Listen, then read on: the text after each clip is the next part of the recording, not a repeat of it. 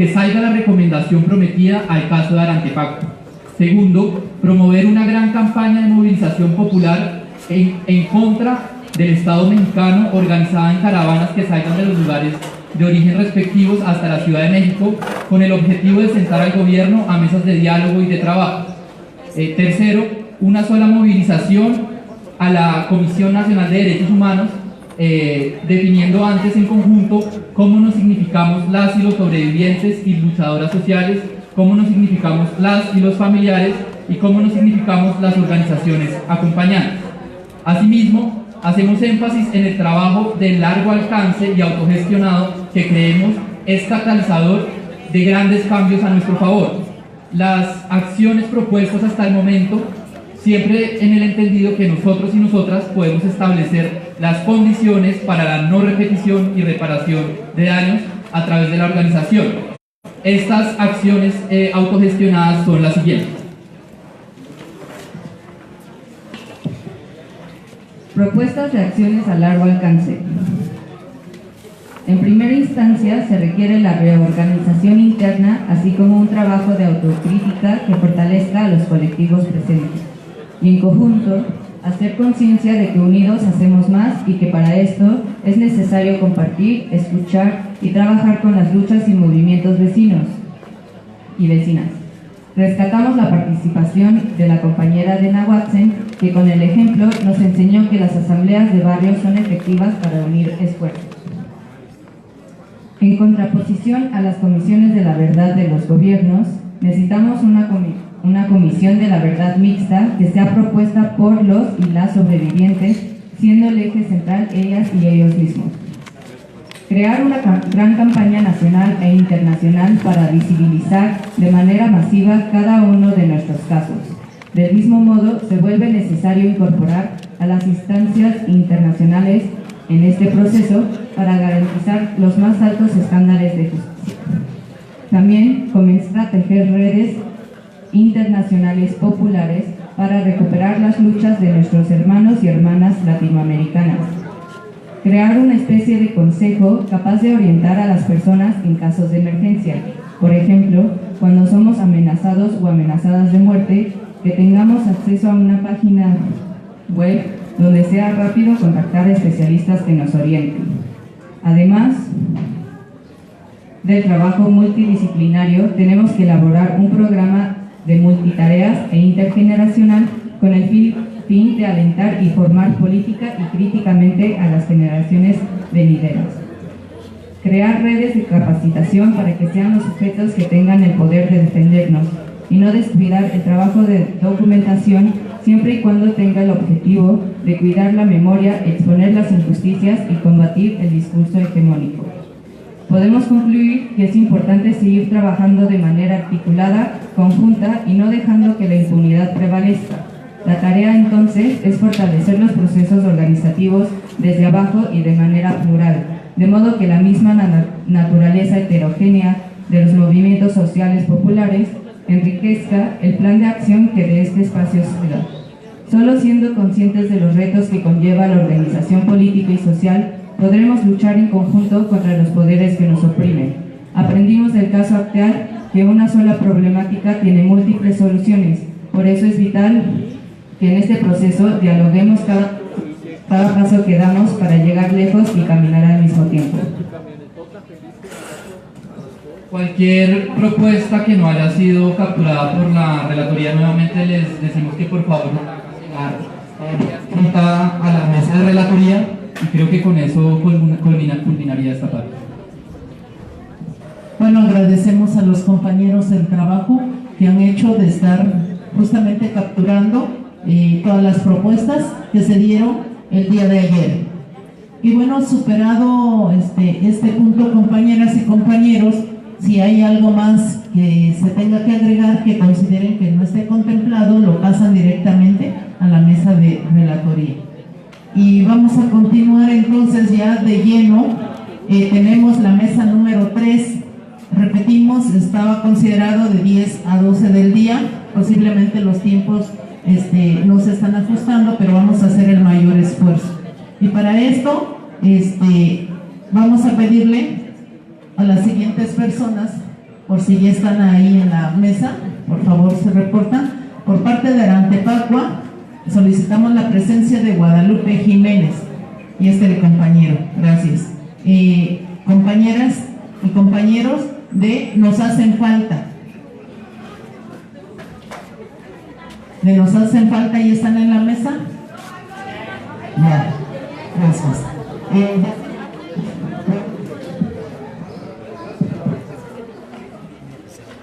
De San Juan y San Miguel Copala, están presentes. La compañera Lourdes Mejía ya está presente, gracias compañera. También vamos a pedir la presencia del compañero Omar Villarreal, de la Asociación Civil de Abogados del Pueblo. ¿Ya está presente? Ahí vamos, eso. Y también del compañero José Luis Fuentes, del Gremio de Abogados de Estados Unidos. ¿Ya está presente el compañero?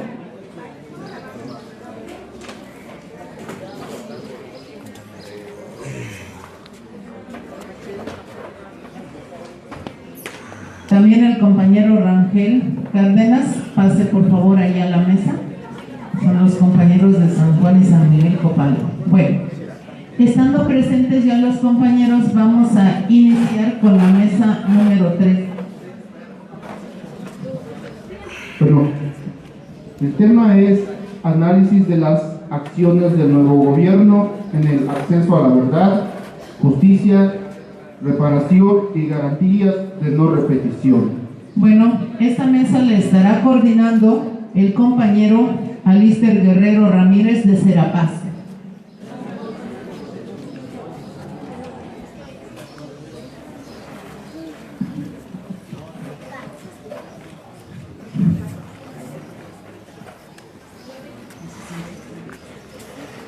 Bueno, pues buenos días a todos. Vamos a empezar la mesa sobre propuestas y acciones del nuevo gobierno en términos de justicia, verdad, reparación y no repetición.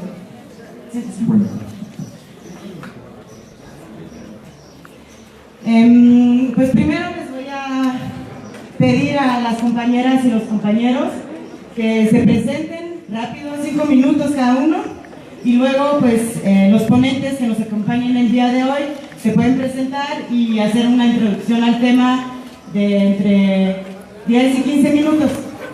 Ya, vamos. Hola, buenos días. Yo soy casado de San Miguel Copala, hijo de un preso político.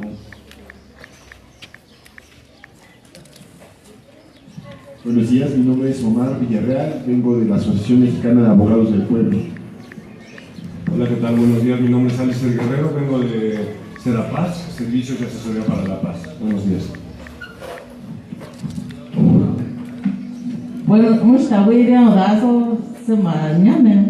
Buenos días, compañeros y compañeras de diferentes organizaciones.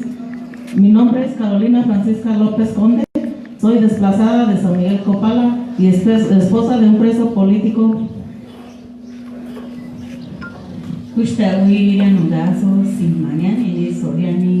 Comisión Internacional de Derechos Humanos ni se una como eso San Juan Copala minudaro una. Buenos días compañeros de la Comisión Interamericana de Derechos Humanos. Soy una de las desplazadas de San Juan Copala, sobrevivientes también con sus hijos y familias, y casi la mayor parte del pueblo fue desplazado. Y también tengo un esposo preso, o sea, soy esposa de un preso desde el 2008, y estamos aquí para que ustedes nos escuchen y lleven la voz a todo lo que deben de hacer. Gracias, buenos días compañeros. Mi nombre es Lourdes Mejía, soy madre de Carlos Sinué Cuevas Mejía, un tesista de la UNAM, diputado, y soy parte de la coordinación de padres de familiares de estudiantes víctimas de la violencia de la UNAM y de otras universidades. Gracias. Buenos días, mi nombre es Diana Esbrí, soy fotógrafa y colaboro en el colectivo Nos Hacen Falta, y hacemos acompañamiento político a familiares de víctimas de la UNAM y estamos pensando en construir una red para justo hacer un acompañamiento político a familiares de otras universidades víctimas de violencia.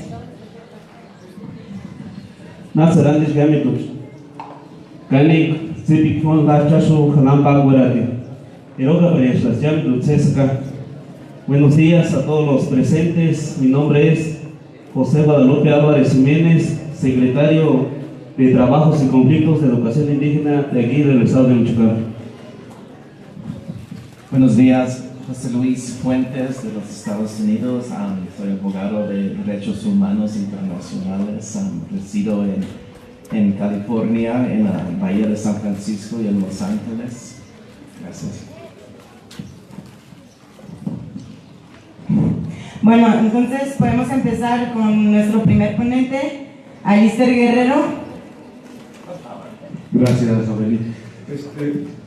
Bueno, yo para tomar el menos tiempo posible escribí lo que les voy a contar sobre el análisis de las acciones del nuevo gobierno en el acceso a la verdad, la justicia, la reparación y la no repetición. Voy a tratar de hacerlo rápido para poderle dar más tiempo posible a la participación de todas y todos. Bueno, para empezar, en estos primeros días de gobierno hemos visto todo tipo de señales y vale la pena hacer un análisis crítico del momento que vivimos, reconociendo los alcances y las medidas implementadas y admitiendo evidentemente que dada la cantidad de hechos que han surgido no podremos tratarlos todos. Además de ello, es importante reconocer cómo llega este nuevo gobierno y intentar dibujar entre todos y todas un piso común de entendimiento que nos permita un diagnóstico de la situación a la cual nos enfrentamos. Dicho esto, lo primero que quisiera compartirles es el país que todos reconocemos, parte de este diagnóstico, es el país que hereda el nuevo gobierno, ¿no? El panorama catastrófico en materia de derechos humanos, basta simplemente con recordar y escuchar todos los testimonios que hemos escuchado en este segundo encuentro, además de reconocer que en la gestión de Peña Nieto hubo pocos avances, por no decir retrocesos, para mejorar la situación, además de que siguieron perpetrándose, como lo pudimos escuchar ayer, ejecuciones extrajudiciales, desapariciones forzadas, torturas y sobre todo siguió creciendo la impunidad. Por otro lado, no se puede negar la incertidumbre sobre la dirección y los efectos que tendrán las acciones de este nuevo gobierno. Incertidumbre debido a lo que representaba el personaje años atrás, al Andrés Manuel que conocimos en la primera, segunda campaña o a aquellos que lo conocieron antes, y al personaje que nos ha dejado percibir en estos escasos 4 meses de gobierno. Además, incertidumbre sobre la forma de hacer política, que si bien debemos de reconocer que han habido cambios de forma en comparación a gobiernos anteriores, también debemos reconocer que el fondo de esta nueva política todavía es difícil de palpar y de percibir. Bueno, una de las cosas que es cierta es que la situación en materia de impartición de justicia y de derechos humanos en la que se encuentra el país es una situación extraordinaria y amerita, por lo cual, una respuesta extraordinaria. Sobre el tema de verdad, justicia, reparación y no repetición. Durante el año pasado, organizaciones y algunos colectivos de víctimas, personas provenientes de la academia, construyeron una propuesta integral en materia de verdad, justicia y reparación que aspiraba a responder a la deuda que tiene el Estado con las víctimas de la violencia. Estas propuestas surgen a partir de un encuentro con el entonces presidente electo, con víctimas y familiares de personas desaparecidas, de feminicidio, de tortura, de asesinato, así como con organizaciones de la sociedad civil que trabajan en defensa y promoción de derechos humanos. En esta reunión se planteó un modelo integral de justicia, verdad, reparaciones y garantías de no repetición para el próximo gobierno que corresponden a los componentes conocidos como justicia transicional, a la que se ha hecho referencia aquí mismo en este foro. Bueno, voy a citar a un grupo de académicos y académicas que frasearon bastante bien lo que significan estos procesos. Ellos dicen: los procesos de justicia transicional son intentos para superar regímenes o tiránicos o en situaciones de guerra civil y buscan instaurar en su lugar órdenes democráticos y pacíficos duraderos. Y a juzgar por las cifras, por los agravios, no es de exagerar decir que en México estamos en una situación de alta conflictividad que requiere un proceso de justicia en condiciones extraordinarias. Anteceden, además, a este proceso de justicia transicional diversas iniciativas sociales que se venían discutiendo en diversos espacios sobre la necesidad y la pertinencia de crear mecanismos extraordinarios de impartición de justicia para enfrentar la crisis de violencia y la crisis de violencia y de violaciones a derechos humanos en México. En este contexto se realizaron discusiones entre el círculo académico, organizaciones y víctimas para aterrizar con más detalle las propuestas y se buscó elaborar un documento sobre los componentes básicos de los mecanismos que podría componer este paquete de medidas de verdad, justicia, reparación y no repetición en el país.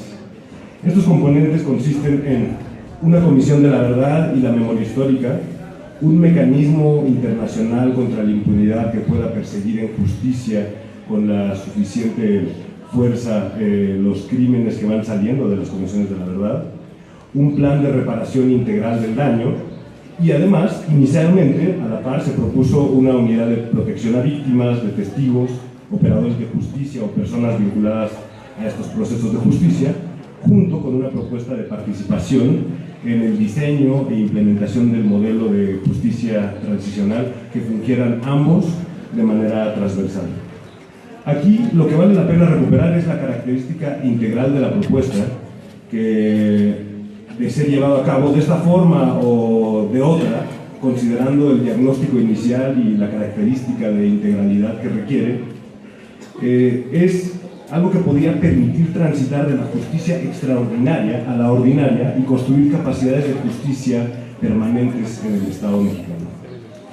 Bueno, de todo este proceso, si bien surgió un documento muy sólido, hizo falta que esta capacidad técnica fuera acompañada de una base social mucho más sólida y además sobre todo hizo falta que esta propuesta también se empatara con la temporalidad y la voluntad política necesaria para implementar un proceso de esta envergadura. También es importante reconocer que en general este tipo de procesos, como se han dado en otros países como Perú o Guatemala, cada uno obviamente con sus especificidades y sus limitantes, han sido procesos que han tardado muchos años en instalarse y que están en constante evolución. No empiezan como, no se diseñan, el diseño no siempre responde, se van modificando y van creciendo y adaptándose. Ahora, sobre lo que concierne directamente las acciones del nuevo gobierno en esta materia, yo nombraría dos. El primero, la Comisión por Ayotzinapa, y el segundo, la reinstalación del Sistema Nacional de Búsqueda de Personas Desaparecidas. Primero sobre la Comisión de Ayotzinapa. El 15 de enero se instaló la Comisión Presidencial para la Verdad y el Acceso a la Justicia en el caso Ayotzinapa, cuya creación fue decretada desde el 4 de diciembre por el nuevo presidente. Dicho decreto presidencial ordenaba que todas las instancias del Poder Ejecutivo Federal colaboren en cualquier situación que se les sea solicitada como parte de las investigaciones en torno al paradero de los 43 normalistas de Ayotzinapa, y además que el órgano que garantizará dicha colaboración será la Comisión Presidencial.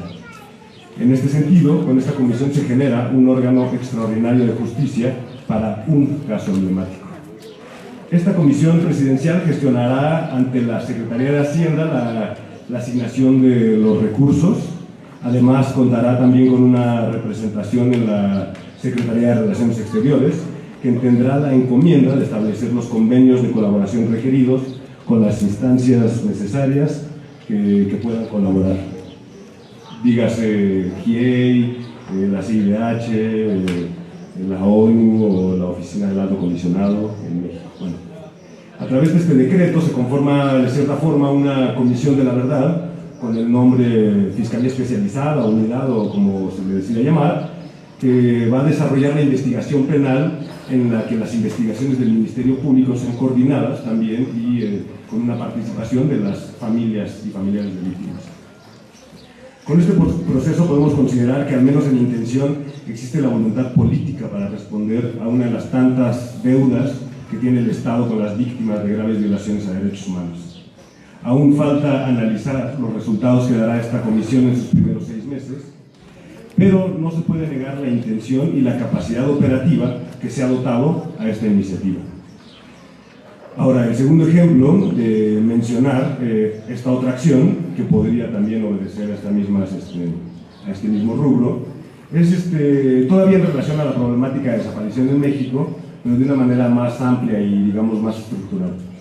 En este sentido, mencionar y destacar sobre todo el compromiso público que se ha asumido desde el gobierno federal para la búsqueda y localización de las personas desaparecidas, para tratar de romper justamente este círculo de impunidad que ha permitido la continuidad de esta práctica atroz en el país. Esta acción fue reconocida por colectivos de víctimas de desaparición como un paso importante.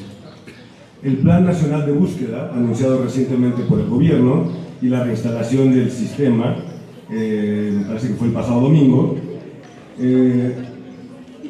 tiene elementos sustantivos de propuestas que el mismo movimiento de víctimas ha planteado en diferentes interlocuciones, pronunciamientos, incluso en reuniones con algunos representantes del gobierno. En efecto, desde hace 3 años, colectivos y organizaciones han trabajado intensamente para establecer condiciones de verdad y justicia que permitan la localización de personas desaparecidas y la erradicación de la desaparición en México. Elaboraron y promovieron para ello un proceso ampliamente participativo que logró la Ley General de Desaparición Forzada. Bueno, el nombre es más largo, pero y posteriormente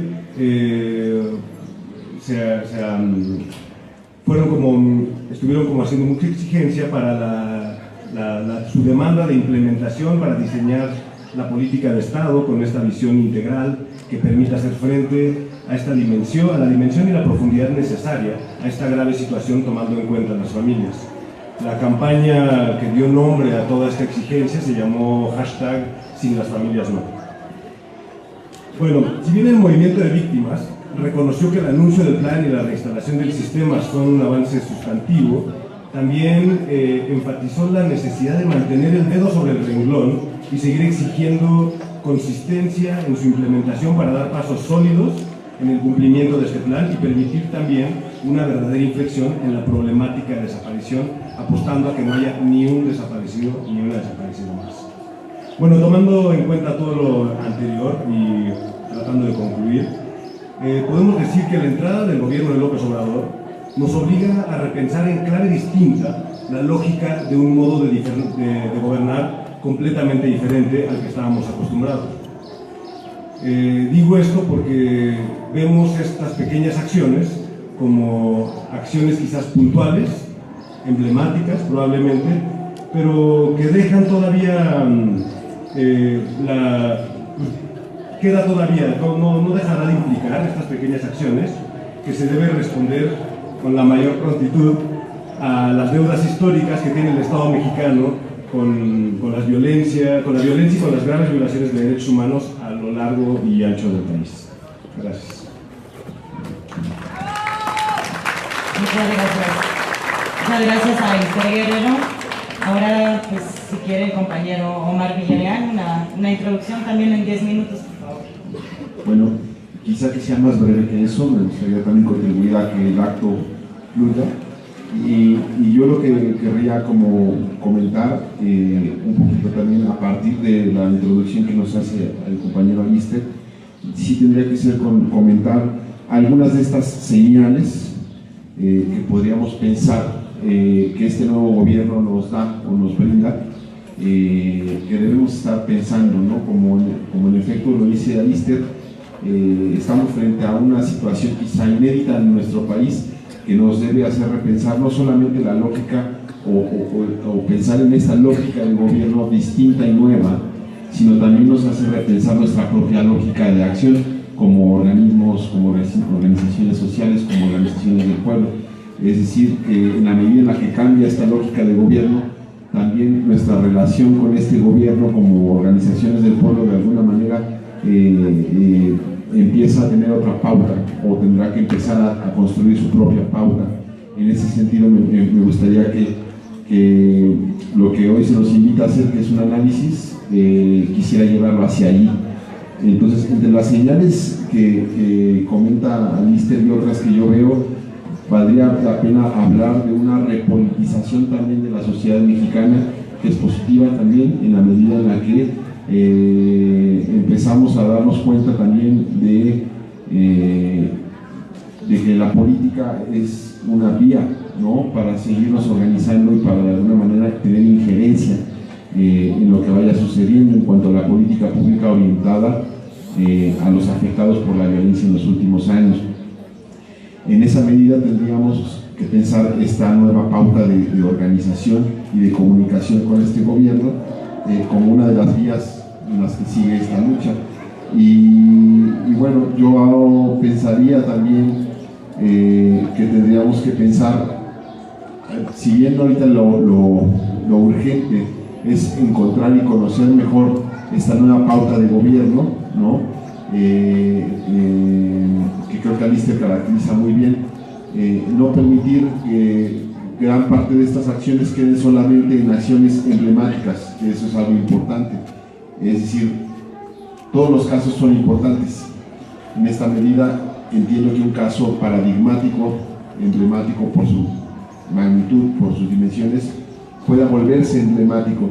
Sin embargo, una de las señales que quizá convenga pensar aquí de cara al nuevo gobierno es mandar un mensaje en el sentido de que, si bien entendemos que hay casos emblemáticos, todos los casos importan, ¿no? Y los afectados por la violencia de los últimos años son muchos, muchísimos y muchísimas personas, en los cuales tendríamos que empezar a dar a cada uno de estos casos un rostro concreto, como una especie de difusión, ¿no?, de manera que fueran conocidos y visibles. Del mismo modo que a cada desaparecido y desaparecida tendremos que recobrar la identidad, darle de nuevo de alguna manera en la sociedad y en el espacio público una identidad clara, ¿no? Lo tendríamos que ir haciendo. Ahora, a mí me gustaría también concluir mi participación pensando ese análisis, pensando que está pendiente también recuperar o conocer la pauta de este nuevo gobierno, la nueva clave de su forma, de la manera de gobernar, recuperar también un poco de lo que se dijo ayer sobre lo que nos toca a nosotros como organizaciones del pueblo. Y ayer se estaba hablando de la reunificación, ¿no?, y de la reorganización, veo la recapitulación que hicieron los compañeros, y se hablaba de varios niveles, ¿no?, en los que esta reorganización tendría que darse. En primer lugar, al interior de cada una de nuestras organizaciones, y parece aquí que también tendríamos que pensar mucho en el tema del género, ¿no? Ya se señaló ayer la lucha de las mujeres, cómo en cada una de nuestras organizaciones también vamos depurando, ¿no?, prácticas que tuvieran que ver con los privilegios masculinos, cómo también vamos incorporando un nuevo eje en cada uno, en ese nivel de nuestras organizaciones, cada una es quizá como una cosa que debemos pensar y repensar siempre. Luego está otro nivel que podría ser el nivel nacional, donde estarían la relación que como organizaciones tenemos con otras organizaciones, y ahí se ve necesario recuperar la solidaridad también, tejer lazos de acompañamiento, ¿no?, a lo largo de estas luchas que tenemos que seguir tejiendo para llegar a consolidar pues nuestras demandas. Y yo señalaba también ayer, más desde el lado del público, que había otro nivel que a mí me gusta también pensar, que a veces se nos olvida, que es el internacional, el de la cooperación internacional. Y aquí yo señalaría,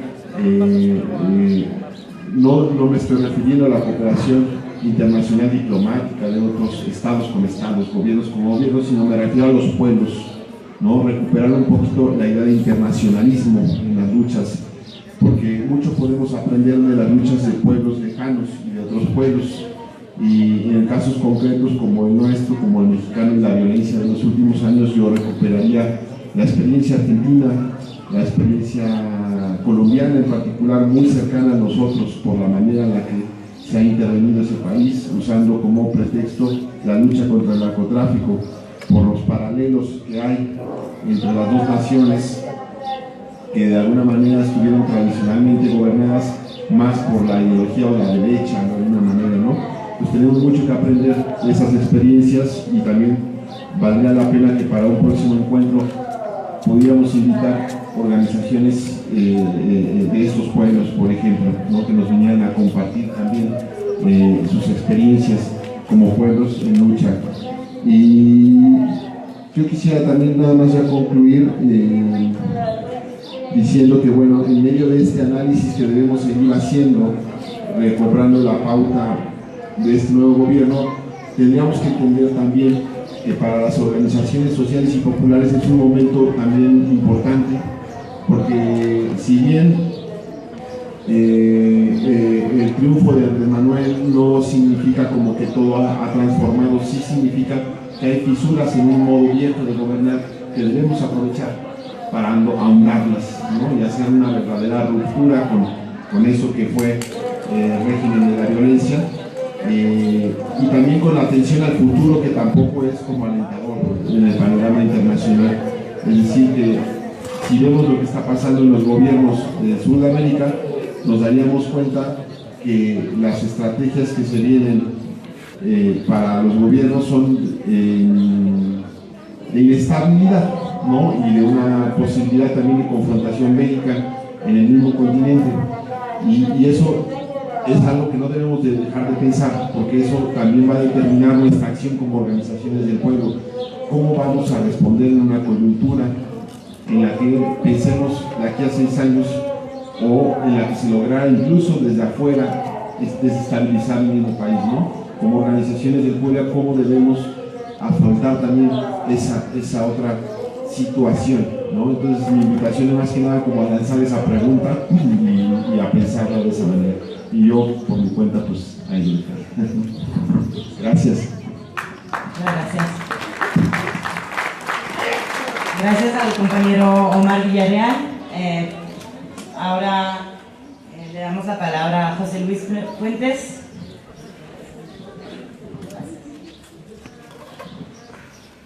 Buenos días de vuelta. Quiero comenzar. Yo en Estados Unidos represento a muchas gentes, por ejemplo, a indígenas de California, Miwoks y Ohlone, que quieren guardar su tierra sagrada y salvarla del capitalismo.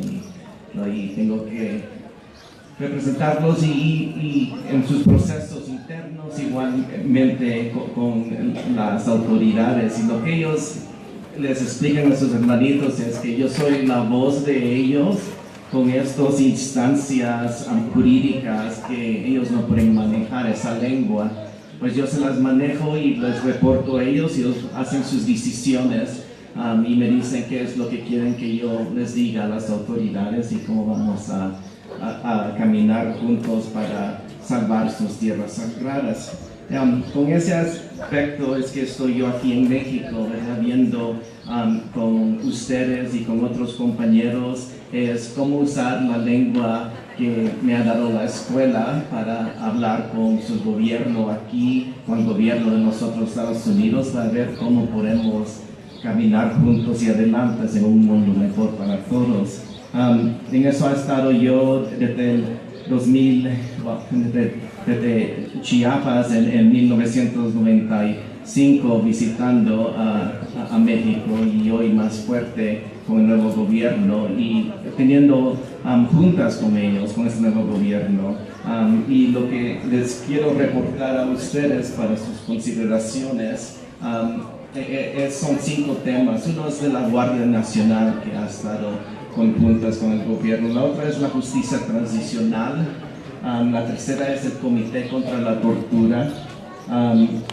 4 es un caso que estamos manejando aquí con María Elena Hernández, que está aquí, también con Porfirio Martínez González y yo, que son los braceros que están desde 1942 a 64 esperando su dinero que el gobierno mexicano les ha pagado. Y 5 es la pacificación en Guerrero. y estos 5 temas son importantes, lo que ha estado oyendo aquí de ustedes y sus luchas para ver cómo pueden ustedes mover sus luchas adelante, ¿no? La Guardia Nacional a mí se me hace muy importante en lo que ha estado oyendo del Senado en el DF, en las juntas que ha ido, porque allí estamos viendo la seguridad de todos ustedes y las autodefensas o la policía comunitaria. El debate ha sido con la Guardia Nacional, es que no quieren que las autodefensas o la policía comunitaria sea parte de la Guardia Nacional, y ahí es donde no podemos dejar que eso pase, porque si no está la policía comunitaria, las autodefensas parte de la Guardia Nacional, va a haber más sangre en sus tierras. Y eso viene, pues allí no podemos dejar ponerle ojo a ese asunto, y con los compañeros que están aquí de Amar Guerrero, de Omar, María de la Hernández y otros compañeros, los de Centro Victoria, los compañeros de Serapaz que están en el DF, pueden darles a ustedes esa voz que ustedes no tienen en el DF con la Guardia Nacional, para que la policía comunitaria sea respetada, sea parte del proceso. Y con eso ha estado yo viendo con este otro comité en el DF, que es el Comité contra la Tortura, ¿no? Y todos ustedes están aquí por una u otra razón, por la tortura que han sufrido, o ustedes, o siguen sufriendo, sus familiares o amigos, ¿no? Y en abril 25-26 de este año, México tiene que presentar en Ginebra un reporte sobre qué está haciendo para prevenir la tortura aquí en México.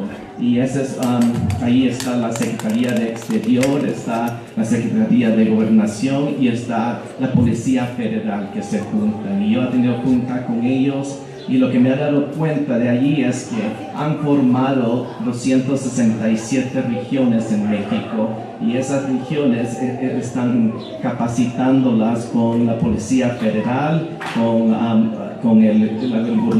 gobernación estatal, y para ver cómo pacificar o ayudar los problemas de la tortura que está sufriendo la gente en cada región. Pues ahí es donde yo miro que aquí en Michoacán tenemos que ver cuál de estos 267 regiones nos corresponde aquí, y empezar a trabajar adentro de ese sistema, porque ahí van a estar la Guardia Nacional, van a estar discutiendo la Guardia Nacional para Michoacán o para Guerrero o para Tamaulipas, de todos los diferentes estados de México, y es donde tenemos que nosotros entrar con el tema de la policía comunitaria, de las autodefensas, y que hay que respetarlas y que ellos los conozcan, y solo así es como miro yo que podemos ojalá prevenir la sangre que yo pienso va a venir si no empezamos nosotros a hablar con estas gentes que están encargadas de la Guardia Nacional. ¿Qué es lo que he visto de la Policía Federal? Nos juntamos con la persona que está encargada de la Policía Federal, perdón, de la Guardia Nacional. Él es un policía federal, está encargada de la Guardia Nacional en el DF para entrenamiento. Y el entrenamiento están viendo, la Secretaría de Exterior de México está viendo y yendo a Noriega y viendo a Inglaterra para ver qué modelos tienen estos países, para ver si los van a usar aquí en México para entrenar a la Guardia Nacional. Ellos cándidamente dicen, sí, hay problemas con las policías federales que no van a poder arreglar de día a noche, porque como ustedes saben, hay buenos y hay malos policías federales, hay buenos y malos militares, y están viendo cómo hallar a estas gentes, darles entrenamientos o sacarlos de las fuerzas, pero no va a ser de día a noche. Necesitan el gobierno, la ayuda de ustedes. Eso es algo que ponerle ojo de la Guardia Nacional y el Comité de Tortura. De la justicia transicional de México, lo que ha oído yo que el gobierno está diciendo de México en las juntas que hemos tenido, y también los académicos de las universidades del DF, que es algo, se los digo pidiendo aquí, de no perdón ni olvido, es algo que los académicos dicen que hay que haber perdón, porque sin perdón no puede haber justicia transicional. Y es donde están viendo ellos cómo es que se va a desarrollar la justicia transicional para México. Pero de vuelta, el perdón es una parte importante para poder tener una justicia transicional. Están viendo asuntos en Colombia y cómo Colombia ha desarrollado la justicia transicional, ¿verdad? Y ejemplos que han traído de los colombianos que nos han hablado con el gobierno es que una es amnistía, no amnistía para la gente que ha torturado a su gente, y igualmente amnistía para los prisioneros políticos, pero todo esto hay que negociar. Ahí es otra instancia donde ustedes necesitan voces capacitadas de aquí para estar en estas pláticas, porque van a ser convenios de amnistía que va a haber, y tienen que estar ahí en la mesa para decir sí, esto es lo que queremos, esto no es lo que queremos. Lo que estoy viendo con el asunto de los braceros, estuve en Washington DC poniendo una queja internacional con la Comisión de Derechos Humanos en Washington para los braceros, porque la Corte Suprema de México dijo que no hay que pagarle el fondo de ahorro que ellos tenían, y eso es una travesía de justicia. Pues cosas no están cambiando mucho en México en ese aspecto, y estamos viendo con instancias internacionales para ver cómo este gobierno va a responder a las demandas que hemos puesto para reparación de daños a los braceros. Gracias por su atención. Muchas gracias. Bueno, la idea ahora es que los compañeros que están presentes en esta mesa nos puedan compartir lo que nos quieran compartir, y que luego, pues, si los ponentes lo quieren, nos puedan dar su reacción y articular lo que acabamos de escuchar, los casos, con la temática de esta mesa, que son pues justamente las acciones y las herramientas que propone el nuevo gobierno. Empezamos con el compañero Rangel Miguel Cárdenas López.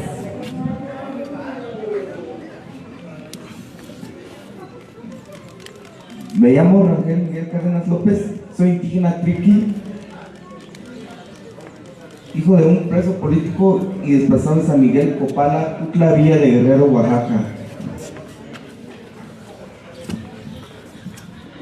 En el sexenio de Ulises Ruiz Ortiz fuimos desplazados de nuestro hogar de origen por el hecho de no ser la misma fila político y no coincidir con los ideales del gobierno, y de esta forma imponen su ley hasta el grado de asesinar a sus propios hermanos triquis.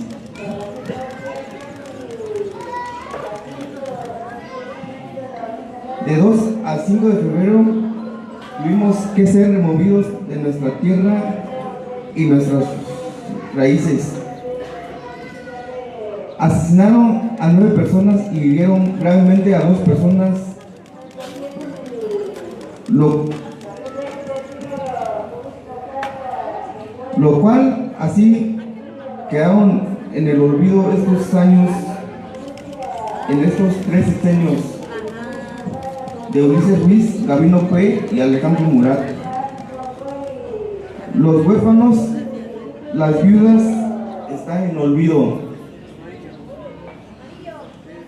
Los desplazados de San Miguel Copala ya hemos hecho huelgas de hambre, plantones, marchas para que nuestras demandas sean escuchadas, más sin embargo todo fue un caso omiso.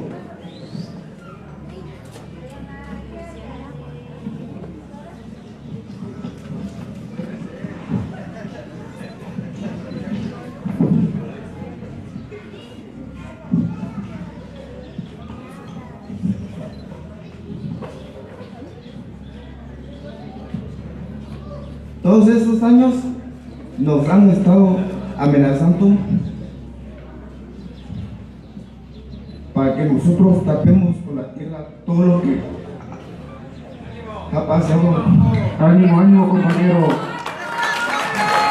El pueblo unido jamás será vencido.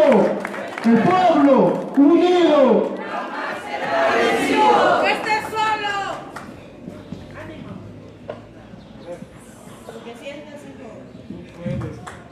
Hemos sufrido mucho. No estás solo. No estás solo. No estás solo. No estás solo. Pero el gobierno no ha hecho nada.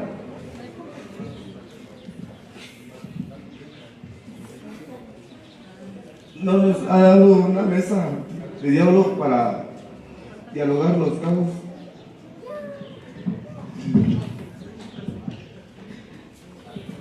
Es muy triste. Es muy triste esto y es como si estuviera soñando y siento que estoy soñando. Por eso, gracias, compañeros. Bravo, bravo.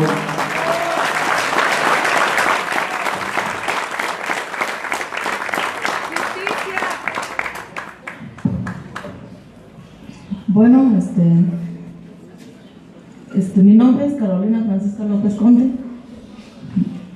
desplazada de San Miguel Copala y esposa de un preso político que ya lleva más de 16 años en la cárcel injustamente. Pues el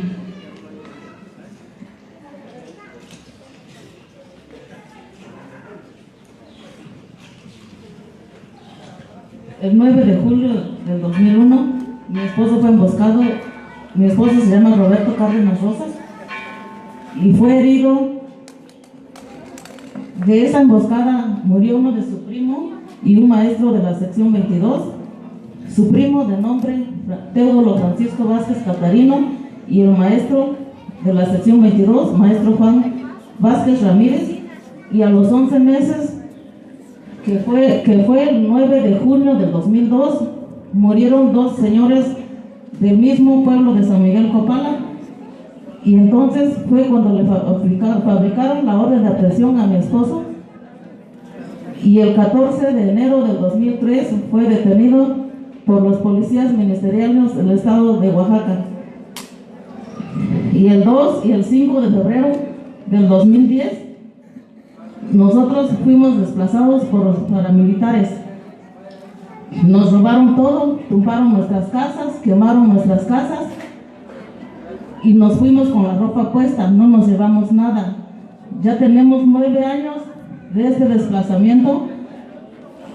Pues el gobierno piensa que le estamos pidiendo limosna por estar ahí en la calle de Oaxaca. No tenemos una vivienda digna.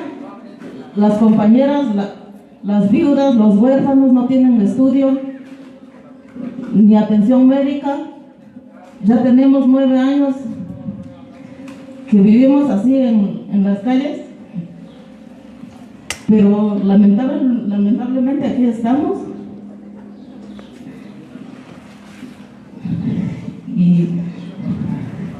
Y por eso le pedimos a la relatora Cecilia de la ONU,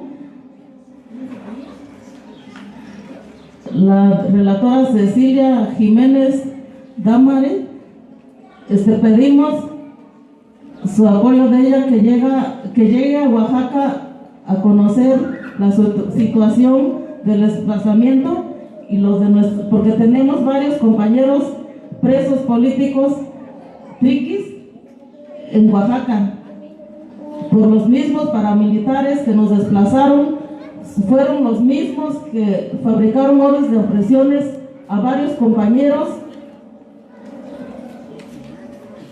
y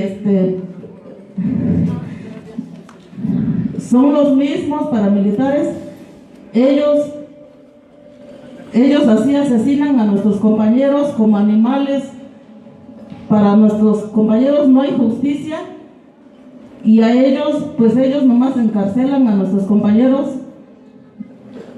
así están injustamente encarcelados y ellos viviendo en sus casas tranquilamente con sus esposas, sus hijos, y nosotros pues no. Pues pues me da tristeza pues contarles esto, pero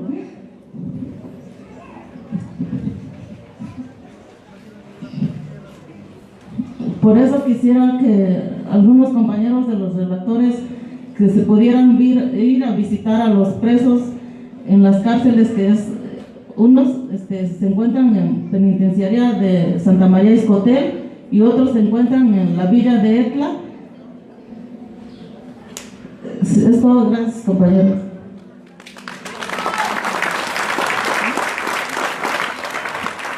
Y que los compañeros de este encuentro, si pudieran ir a la cárcel a visitar a los compañeros presos. Gracias compañeros.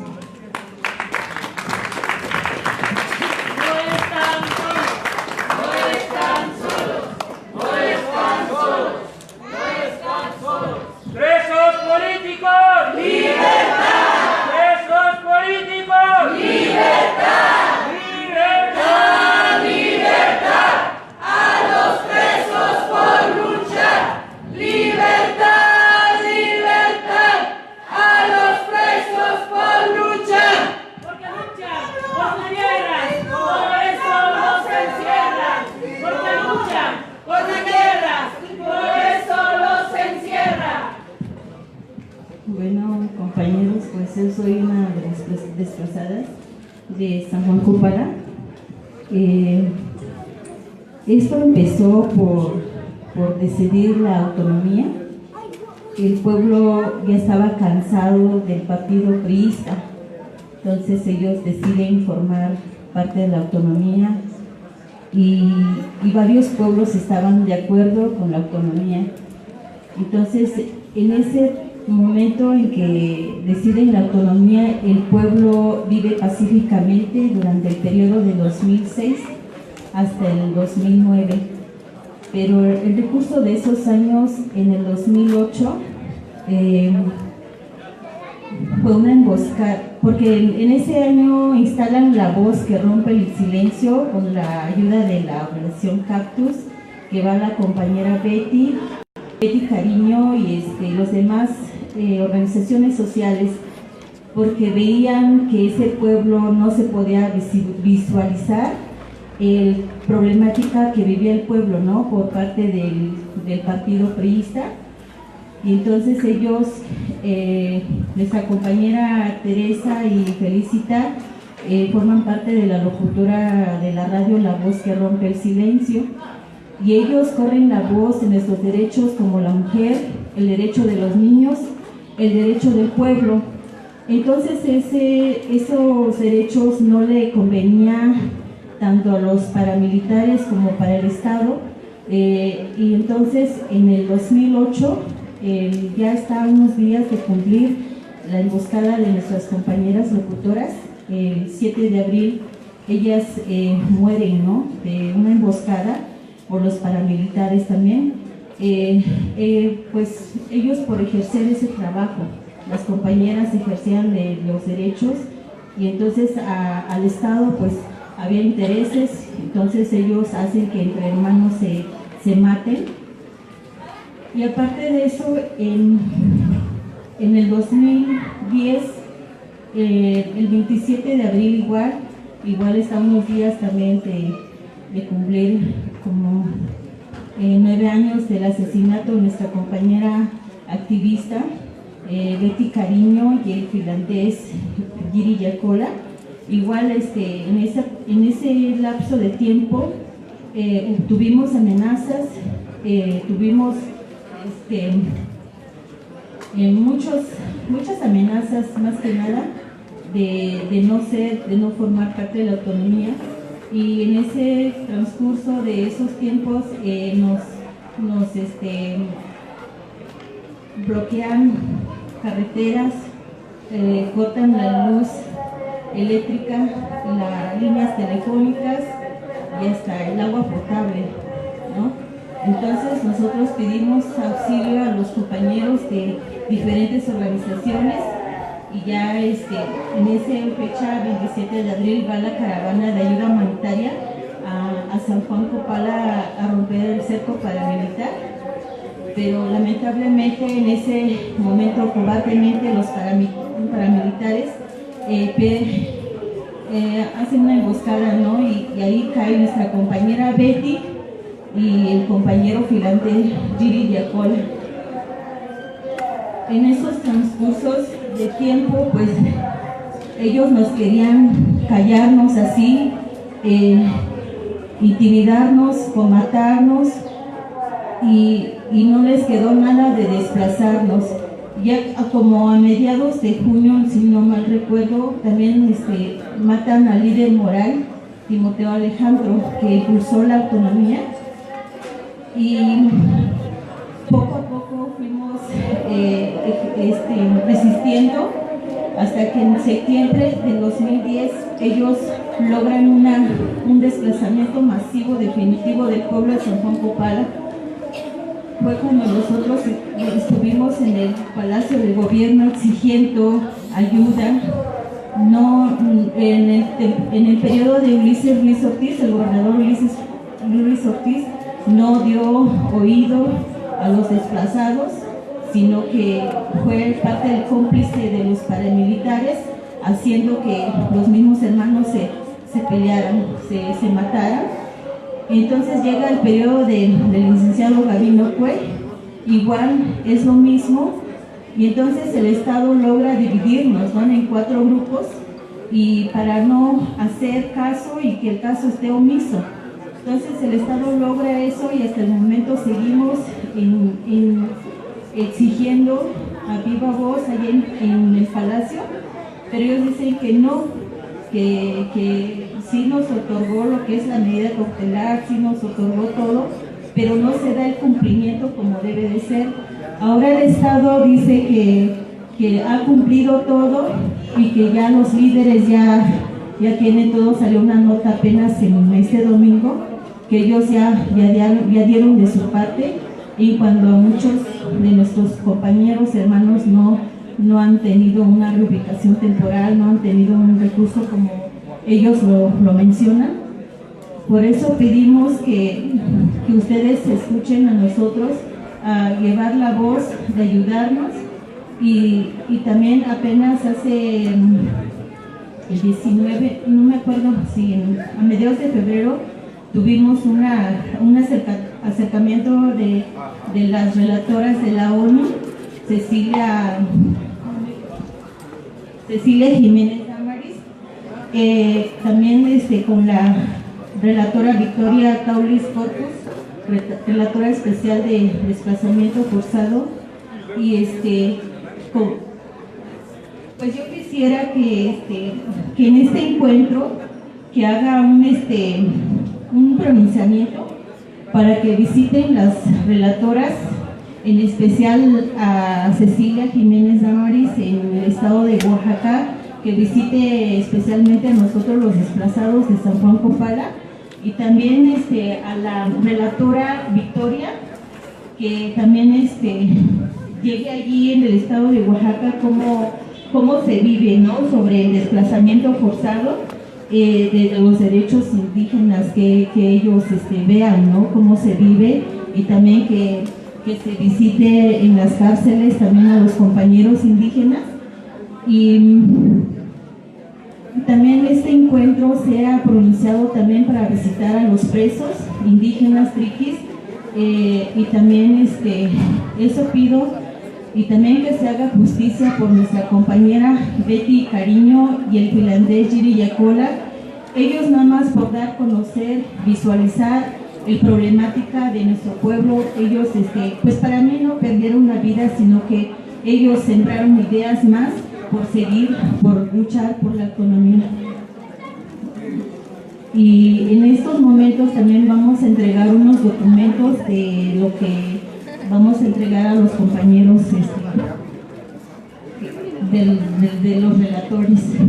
Gracias, compañeros.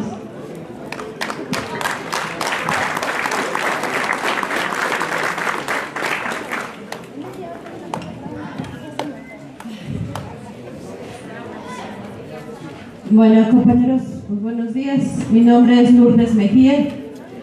Soy madre de Carlos Sinue Cuevas Mejía, un tesista de la Facultad de Filosofía y Letras, que fue ejecutado extrajudicialmente el día 26 de octubre del 2011 por ser un activista, por ser un luchador social, por ser un joven que levanta la voz. Son 7 años. Desde ese día no dejamos un día, ni un solo día, de estar buscando justicia. Sin embargo, estos 7 años he tenido que lidiar con la Procuraduría del Distrito Federal, con la Fiscalía de Homicidios. He tenido que lidiar con las comisiones de derechos humanos, con la del Distrito Federal, con las autoridades de la UNAM, que para mí todas estas instituciones son un muro de contención para llegar a la justicia. Son un muro de contención para lograr la impunidad en nuestro país ante todos estos crímenes de lesa humanidad. Por ahí algunos compañeros mencionan la justicia transicional. Yo suelo ponerles los nombres que me parecen que son más adecuados, que es una justicia transaccional, porque transean donde quieran, o tradicional, porque es tradicional que haya impunidad, es tradicional que a los familiares nos traten como delincuentes, que a los familiares nos hagan que demostremos que nuestros hijos o nuestros presos o nuestros familiares no son delincuentes. El tema es análisis de saber cómo trabajaba el gobierno anterior y el actual. En mi experiencia es la misma porquería. Qué mala imagen damos. Para verlos a todos, compañeros, estoy muy chaparra, no alcanzo a ver nada. Qué mala imagen damos al compañero que viene de Estados Unidos, donde él dice y cree que acercándonos al gobierno vamos a tener respuesta. Precisamente por eso estamos en este encuentro, porque estamos organizaciones, porque estamos familiares de encarcelados, de asesinados, ejecutados, feminicidios, desapariciones. Y como sabemos, porque todos coincidimos en que no hay justicia, pero qué mala imagen le damos a los compañeros de Estados Unidos, donde creen que aquí en México sí hay justicia. Y eso no es cierto, por eso estamos aquí organizándonos. Durante estos 7 años he luchado por justicia. Sí, al principio para Carlos, que es mi hijo. Pero ahora, estos 7 años nos han enseñado a que debemos organizarnos como familiares. Somos parte de la coordinación de familiares de estudiantes víctimas de violencia. Al principio entramos como estudiantes de la UNAM, porque tenemos más de 90 muertos. Con los compañeros del colectivo nos hacen falta de Ciudad Universitaria y de sus otras escuelas. Pero también nos tuvimos que abrir, porque tenemos desaparecidas, tenemos feminicidios de otras facultades, perdón, de otras universidades, como la UAM, la UACM, el Politécnico. Y tenemos jóvenes, hombres y mujeres desaparecidos. Últimamente estamos teniendo niños de secundaria. Por eso tuvimos que abrirnos como familiares, para que haya más organización, para poderle dar voz a esos familiares que a veces no pueden ni expresar, porque a veces no entienden el por qué están siendo asesinados, desaparecidos sus hijos. Con los años nos estamos acostumbrando a que diario hay desaparecidos, diario hay feminicidios. Yo quisiera que todos estos protocolos que han hecho los académicos, las organizaciones de derechos humanos, las ONGs, se aplicaran, porque aun cuando se hagan no se aplican. Yo quisiera ver a esos académicos que saben cómo se lucha o que saben de leyes, que estuvieran peleando con nosotros como familiares en las calles, exigiéndole a las pinches autoridades que hagan su trabajo y que si no lo van a hacer, les quitemos porque no sirven. Ya basta de tanta pinche crueldad, de que no puede haber sensibilidad de un niño que no ha podido disfrutar a su padre y que tiene todo el derecho a vivir con su padre. Ya basta de tanto dolor. Es ahí donde creo que nos tenemos que organizar, compañeros. No para ver cuántos traemos atrás, sino cuánto pinche dolor le están causando al país. Hay un odio hacia la juventud. Están matando muchos jóvenes, políticamente organizados, activistas, pero también que no son activistas y que están siendo asesinados.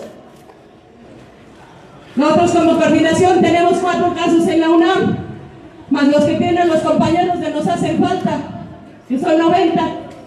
La desaparición de una compañera de la Facultad de Filosofía, Mariela Vanessa,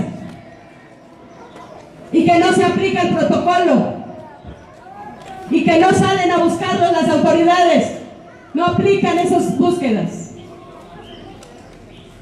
La muerte del compañero Luis Roberto Malagón de Gaona, un estudiante de Derecho, que no era activista, pero fue asesinado dentro de Ciudad Universitaria. El caso de Lupita Benítez Vega fue un feminicidio. Acompañando a los familiares como coordinación de familiares, logramos una sentencia de 55 años para el esposo que fue el que la asesinó. Ella era de Cuautitlán Campus 4, de la FES Cuautitlán. Es así como hemos logrado. Sabemos que somos pocos ahorita los que nos hemos organizado, pero sí necesitamos el apoyo de estas organizaciones, que levanten la voz también por esos, que estos 90 muertos que tenemos son un chingo, compañeros, y son a cuentagotas, por eso no nos ven. Voltéenos a ver, por favor. Son muchos los jóvenes que están siendo asesinados, estudiantes, activistas y no activistas. Yo quisiera que pudiéramos realmente organizarnos, que de este encuentro salieran resolutivos, donde también a la universidad, a las autoridades, se les investigara, porque lo que hacen las autoridades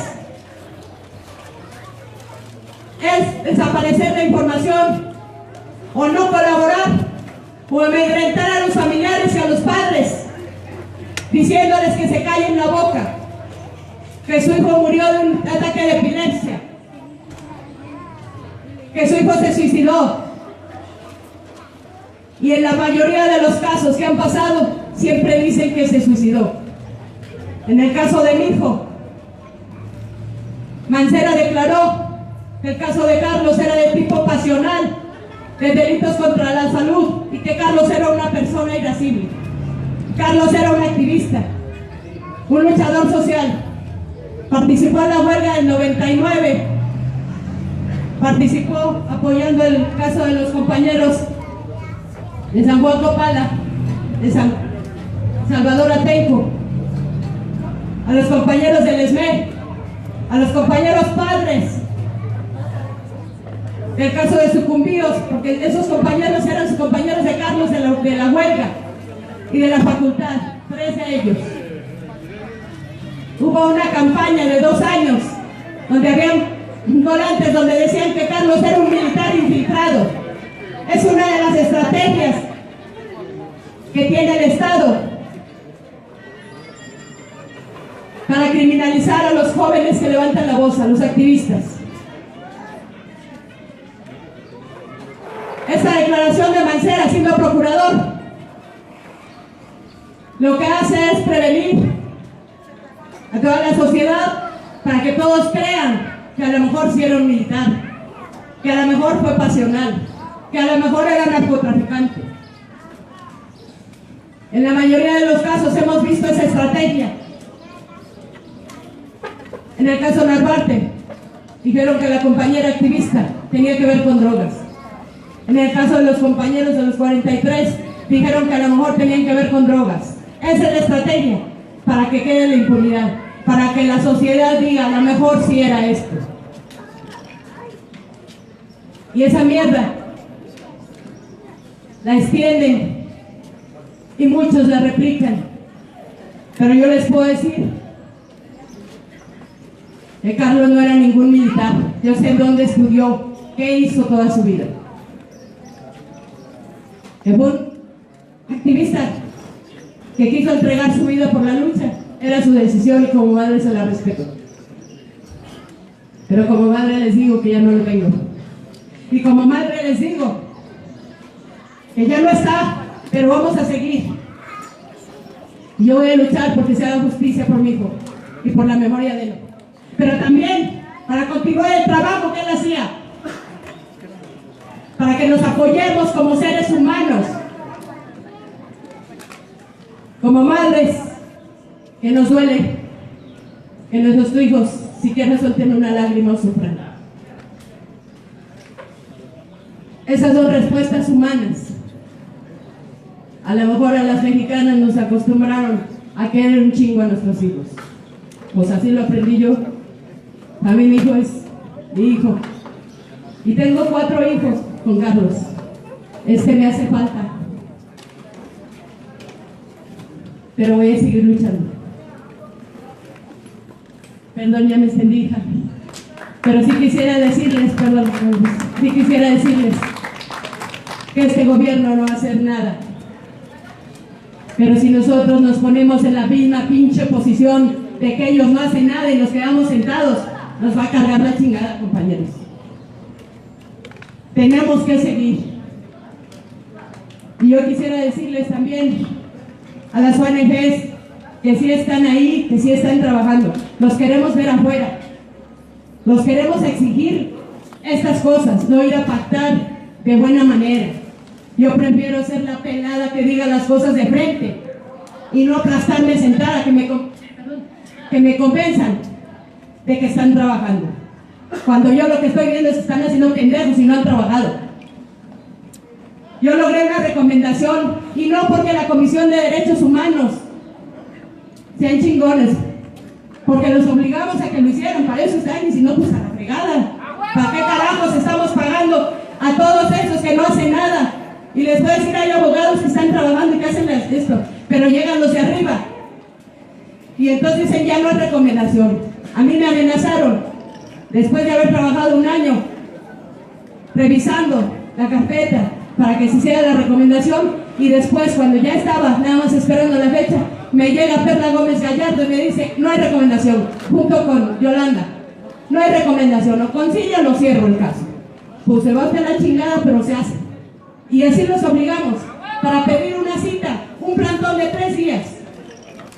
Y ya basta de que caigamos en su jueguito.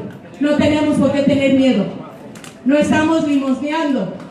Para eso los pusieron, que hagan su trabajo. Y si no pueden, pues que le lleguen. Y ya veremos cómo ponemos a alguien que trabaje. Y así debemos exigir a la Procuraduría, a las comisiones, a las autoridades. Y de la UNAM les puedo decir que tienen insertados al gobierno ahí, que tienen insertado al Ejército, a Marina. Auxilio UNAM acosaba a Carlos Sinué. Y no digo que todos los trabajadores, pero sí a los que tienen como policías, para seguir a todos los jóvenes que se organizan. Nada menos el día 3 de septiembre, compañeros, tuvimos un ataque de porros y el coordinador de Auxilio UNAM, Teófilo Licona, estaba aventando a los porros para que golpearan a los jóvenes. ¿Y qué le pasó a este señor? Ay, lo destituyeron, lo quitaron. Ese cabrón debería estar en la cárcel por haber causado todo eso, porque es un manipulador de porros. Así se organiza en la UNAM. Entonces sí les pido, compañeros, que revisemos lo que está pasando en la UNAM. Es una casa para estudiar, no es una casa para reprimir. Esa mafia que está ahí hay que revisarla. Corren riesgo nuestros jóvenes, nuestras mujeres, nuestros estudiantes. Y yo no creo en el gobierno, pero ahí están y les tenemos que exigir, y si no pueden, que se vayan. No nos podemos quedar callados, compañeros. Gracias.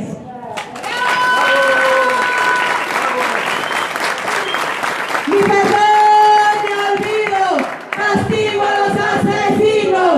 Ni perdón ni olvido, castigo a los asesinos. Donde quiera que estés, Carlos. Vestido de verde olivo. Siempre te mando saludos, perdón, compañero. Siempre te mando saludos, hijo. Y te prometí que mientras viviera iba a luchar por ti y por lo que siga. Y ahí vamos a estar, hijo. Gracias, te amo, Carlos, te amo.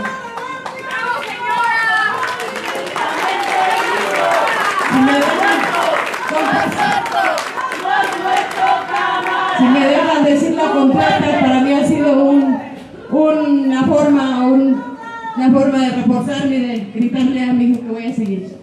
Porque el color de la sangre jamás se olvida.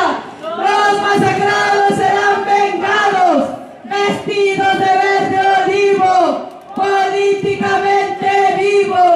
No has muerto, no has muerto, no has muerto, camarada. Tu muerte, tu muerte, tu muerte será vengada. ¿Y quién la vengará? El pueblo organizado. ¿Y cómo? Luchando. Entonces, lucha, lucha, lucha. No dejes de luchar por un gobierno obrero, campesino y popular. Lucha, lucha, lucha. No dejes de luchar por una educación científica y popular, pública y gratuita, compañeros. Gracias.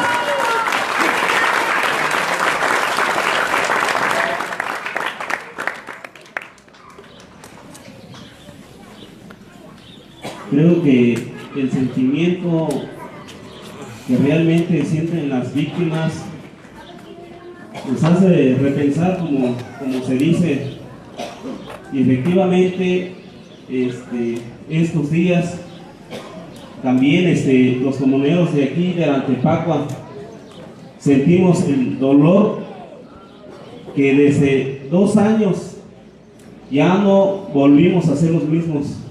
Hace poco escribí un pensamiento en mi Facebook y quisiera compartirlo con ustedes. 5 de abril del 2017.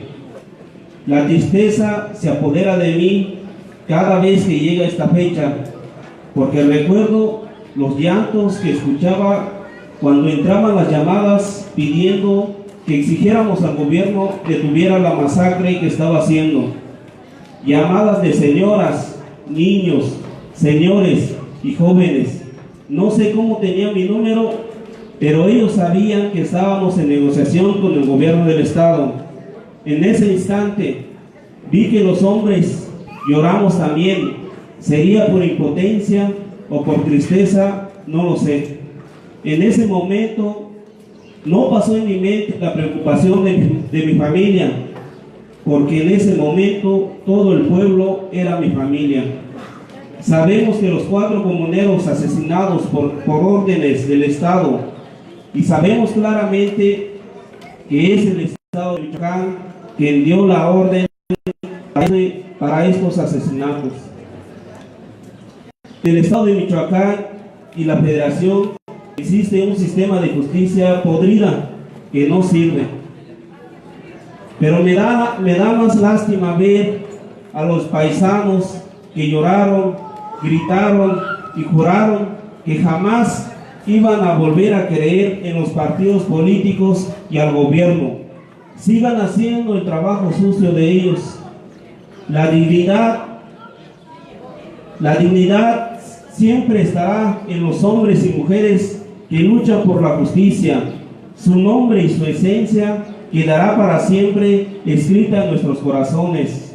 Hermanos caídos, ustedes nos dieron la autonomía del pueblo y eso nos ocupa luchar hasta nuestra existencia. Justicia para los caídos del 5 de abril del 2017. Arantepacua vive. Es un pensamiento que hice porque recuerdo claramente que ese día todo el pueblo lloró. Y lloramos porque ahí conocimos el color de la sangre de los hermanos caídos. Quisiéramos también retomar esta parte del tema que se está llevando a cabo este día y en esta mesa. Cuando llega Andrés Manuel en el poder, muchos de nosotros y muchas de las comunidades originarias y muchas organizaciones pensaron que había llegado el Mesías, porque en el discurso habla muy bonito de que está con los pueblos originarios y que luego no sé a quién se le ocurrió hacerle un ritual, la cual es sagrado para las fiestas que tenemos nosotros como originarios. Eso no se debió hacer. El nuevo gobierno que tenemos realmente ya nos dicen a nosotros que es el encantador de maestros, como aquel señor que se conoció, ¿no?, que encantaba a los canes, pues. Y ahorita nos dice que ya nos encantó con el discurso que está manejando.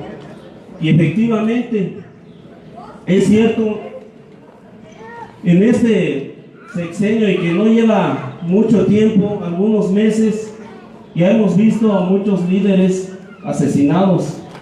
Hemos visto también ya muchos asesinatos todos los días en el estado de Michoacán. Amanecemos, si no más, con 10 asesinados de diferentes tipos, feminicidios. Eso es el pan de cada día que tenemos en el estado de Michoacán. Realmente el nuevo gobierno nos dice que va a impulsar la autonomía y la autodeterminación de las comunidades indígenas, pero en sí no tenemos nada claro. Lo que la conclusión donde llegamos es que pues, es el mismo sistema.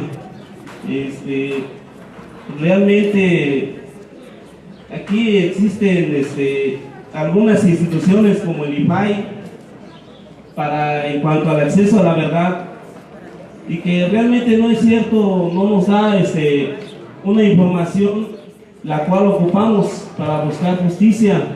Ya lo mencionaron los compañeros que me antecedieron. No basta saber mucho de leyes, no basta conocer el sistema, cómo funciona la estructura, porque realmente no hay justicia, pues. En México no se conoce la justicia, es nada más un discurso, y todas las instituciones que existen, desde la Comisión Nacional de los Derechos Humanos, que es un nido de aquellas personas que en campaña los gobernantes prometen en que les van a dar trabajo, son los que están ahí. Lo que proponemos nosotros es que efectivamente exista una justicia, y para que exista la verdadera justicia necesitan incluir realmente a los que sentimos. Yo les hago la pregunta: ¿cuántas veces han venido aquí en nuestras comunidades pidiendo que alguien de la comunidad esté en esa Comisión Nacional de los Derechos Humanos? Nunca. ¿Cuándo se ha promovido una iniciativa donde alguna víctima esté dentro de esa comisión? Realmente no lo existe. En nuestra comunidad, de aquí los familiares, se ha ofrecido la reparación, pero reparación en cuanto económico, y eso no es justicia. El gobierno trabaja de esa manera: te voy a dar tanto para que ya te calmes. Ellos están muy puestos y tienen bien en claro que lo único que piden es que se dé a conocer quién dio el orden de la masacre que se hizo aquí en la comunidad de Antepacua, que esa persona esté en la cárcel. Eso es lo que se pide, porque no se pide dinero, no se pide que se pague. O yo me pregunto, ¿cuánto pues cuesta la vida de una persona? La vida no tiene precio, y el gobierno eso es lo que apuesta. Te voy a dar tanto porque sé que eres de una comunidad indígena y no sabes hablar, no te sabes defender, y sé que estás jodido, ¿no? Estás marginado, ocupas dinero, y nosotros tenemos dinero, y dinero que es tuyo, y nosotros somos los causantes de que ellos después se rían de nosotros, porque nosotros somos los que nos ponemos ahí. Aquí en la comunidad de Antepacua, hasta ahorita no ha habido elecciones, y suponemos que no haya, porque así vamos a tener la dignidad de reclamarle en la cara a cualquier partido político que llegue en el poder, porque no podemos estar pidiendo justicia si estamos haciendo campaña por el PRI, por el PRD, por el PAN, por Morena, y después ir a tocarle las puertas para que nos atiendan y nos hagan justicia. Es algo incongruente. Sí se ocupan.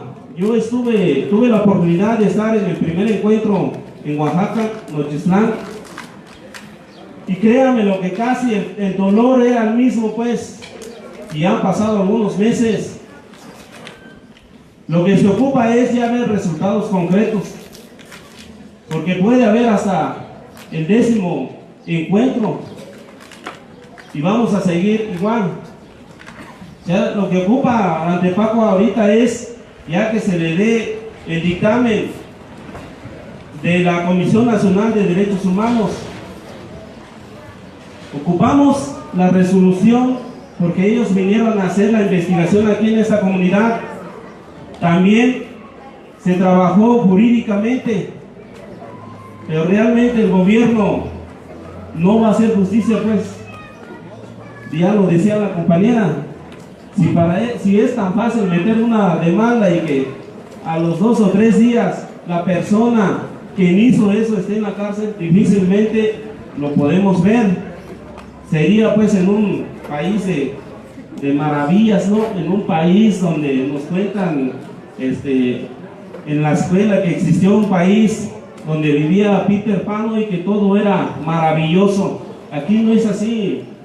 Aquí tenemos que gritar, tenemos que pedir, tenemos que salir, tenemos que exigir, porque nadie nos va a escuchar si estamos en nuestras casitas, en nuestra comunidad, de brazos cruzados. No, eso no va a pasar. Entonces realmente ahorita cuando estaba saliendo de mi casa, mi mamá me dice, no, ya te vas otra vez. Le digo, sí, ya estoy en eso, ya estoy en esto, y difícilmente voy a poder salir, porque lo que hicieron aquí realmente no se compara con otras situaciones aquí en el estado de Michoacán. Tenemos todavía familias traumadas, personas traumadas, que cuando ven a un militar o algún granadero, pues, porque así los conocemos, empiezan a temblar. Desde ese momento ya nadie duerme tranquilo. Hay personas que ahorita padecen de enfermedades por la situación que vivieron, por el miedo que vivieron. Realmente el gobierno dice es que en Antepacua no pasó nada. sigan su vida normal. Ustedes vivan tranquilos, les vamos a mandar a unos psicólogos para que ya les digan lo que tienen que hacer y con eso. Y no es así. Realmente no, eso no basta. Sí nos ocupa ver qué es lo que vamos a hacer a partir de este segundo encuentro. ¿Qué sigue? No puede haber un tercer encuentro si no tenemos ya un camino trazado de cómo pedir justicia. Hay muchos casos que se tienen que ver, pero hay situaciones en que se asemejan. Los desplazados dicen, tienen ahorita el plantón ahí en México, y como si nada, como que si no estuviera nadie ahí. Ese es el gobierno que tenemos ahorita. Después no va a ser el encantador de maestros, sino va a ser el encantador de comuneros, de indígenas, de desplazados, de víctimas, porque por ahí va. Entonces sí ocupamos repensar y no aplaudir que haya llegado esta persona ahí en el poder. Lo que ocupan las comunidades indígenas realmente principalmente es justicia, techo, alimentación, vivienda, educación, seguridad, salud. Eso es lo que se ocupa. Y no nos va a dar vergüenza ir a exigir lo que por ley nos toca, pues. Eran casi los mismos temas que se habían llevado en el primer encuentro, y ahí hablaban de la no repetición y la reparación de daños. La no repetición, compañeros, depende de nosotros, no del Estado ni del sistema que tenemos, ni la política pública que tenemos. Depende de nosotros, de cómo nos organicemos en nuestros barrios, en nuestras colonias, en nuestras comunidades, en nuestros pueblos, para poder cuidarnos entre nosotros, poder llevar esa paz que ocupamos todos para vivir armónicamente. No depende de los gobiernos la no repetición, porque la raíz principal es cómo somos nosotros, realmente cómo soy yo como habitante, como comunero, cómo soy. Estoy dispuesto a ayudar, o nada más soy de los que critico, soy de los que no digo nada aunque a mi vecino le esté causando una injusticia, y hago como que no veo nada, porque no quiero tener problemas, no quiero que a mí me anden persiguiendo, porque créanmelo, que los que estamos en este movimiento ya hemos tenido amenazas, porque al gobierno no le conviene que existan comunidades autónomas, comunidades en autodeterminación, mucho menos al capitalismo, pues. Sí hemos tenido, pero igual le decimos a las familias, ni modo, pues. Si queremos que en una próxima venga el gobierno, pero que no nada más ya mate, sino que a lo mejor viole a nuestras mujeres, vamos a estar callados y no vamos a decir nada. Desde aquel momento que estuvimos nosotros, de los 38 comuneros que detuvieron, anduvimos ahí haciendo trabajo, hemos estado con las familias que son víctimas de la comunidad, y no vamos a callar, pues. No vamos a callar, porque eso es lo que nos ocupa. Si la historia nos quiere reconocer, y si nos van a desaparecer o lo que quieran hacer con nosotros, nos vamos a ir tranquilos, créanmelo, porque vamos a estar peleando por algo justo, por algo que tiene un sustento y que la historia va a reconocer. Aquí tenemos ya la imagen, el relieve de los compañeros caídos aquí en la comunidad, pero eso no basta. Aquí lo que se ocupa es que realmente las personas que perdieron a sus seres queridos palpen la justicia y estén tranquilos, porque no van a estar tranquilos, no van a tener paz. Todos los días existe la rabia y pensar de qué manera perdieron la vida las personas, los comuneros. Entonces realmente sí se ocupa ya ver en la etapa de conclusiones qué podemos hacer, qué necesita Antepacua, qué necesitan los desplazados, cada situación de las víctimas, qué ocupan, y encaminar este movimiento, porque ya se puede decir que es un movimiento. Entre más víctimas tengamos, más fuerza vamos a tener, porque solos no vamos a poder, también eso ya lo sabemos. Entre más fuerza tengamos, más resultados vamos a tener. Y Antepacua siempre se ha caracterizado pues en estar en los movimientos sociales. No nada más lo que pasó recientemente, ya se ha tenido históricamente conocimiento de que es una comunidad que se formó a partir de un movimiento social también. Siempre ha luchado por su dominio territorial y pues nos debe de ocupar eso. Si ustedes no analizaron o ya lo analizaron, la situación, lo que está pasando con los zapatistas, con el ejército zapatista, que este nuevo gobierno quiso eliminarnos, ¿no? Y que ahorita estamos nosotros encantados con el discurso que hace este señor y decimos es que sí es cierto. Puede decir en una próxima, Antepacua también está lleno de esto y como estamos encantados, vuelvo a repetir, vamos a decir es que sí es cierto. Antepacua no existe justicia, es esto lo que está buscando, porque nada más nos enfocamos en los medios de comunicación y ya nos acostumbramos, compañeros, ya nos acostumbramos en el mensaje matutino que está haciendo, en vez de acostumbrarnos a buscar más salidas para darle respuesta a las víctimas que tenemos. Ahí estamos puntuales, ¿no? A la hora que sale este señor, puntualitos. Pero si es en estos encuentros, si es para tratar temas de víctimas que existen aquí en la Federación o en México, ahí pues no tenemos mucha respuesta.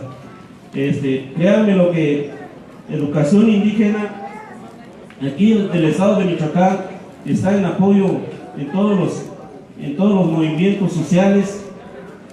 También estamos nosotros viendo la manera de que en esta próxima estructura que vamos a tener, buscar la manera de que existan compañeros responsables en la atención a víctimas que tenemos en las comunidades indígenas. Tenemos ahorita también se tiene un movimiento en Santo Tomás, también se tiene un movimiento en la comunidad de Nahuatl, que hay líderes ahí también detenidos y que nosotros no estamos haciendo nada por apoyar, y que decimos es que es Nahuatl y que ellos le busquen a ver cómo le van a hacer, mientras que no se toque otra comunidad, ahí no pasa nada. Entonces sí estamos viendo nosotros ya la posibilidad de que en la próxima estructura que vamos a tener, sí tener comisionados para que den seguimiento a estas situaciones. Gracias.